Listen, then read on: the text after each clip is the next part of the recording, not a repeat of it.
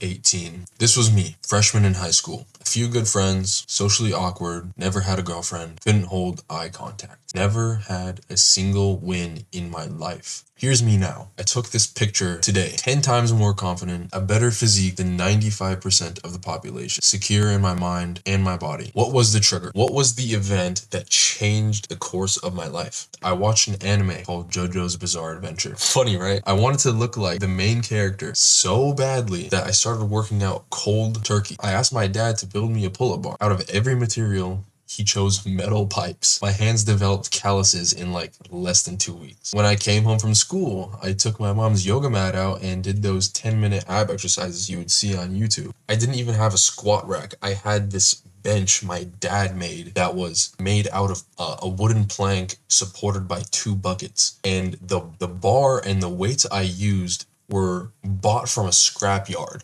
Eventually, I got a job and I was able to afford a squat rack. And as I became stronger, I transitioned to a commercial gym. But that just gives you a picture of how I actually got started. The point is, ever since this picture was taken, I've never taken a break from working out, from bettering myself, from pushing my limits. Everyone has something in their lives that motivates them. Everyone has a different trigger. We all have that one event in our lives that flipped a switch in our brain. Sure, for me, anime was the catalyst, but lifting weights gifted an overhaul in the way I think, the way I act, and the way I look. So, if you haven't experienced a trigger such as this, what should you do? And the answer is I'm not 100% sure because anything could cause it. But I do know the factors that may have caused my trigger. Once I tell you this, maybe you can try to replicate it. So number 1, I despised the current state of my life. I hated how I acted, the way I treated myself, the way I socialized. Subconsciously, I knew something had to change. Number 2, discover an idol, something or someone that represents the epitome of what you want to achieve. In my case, it was Jotaro's physique. This gives you a goal to strive for. Once you have that goal, you can craft a map.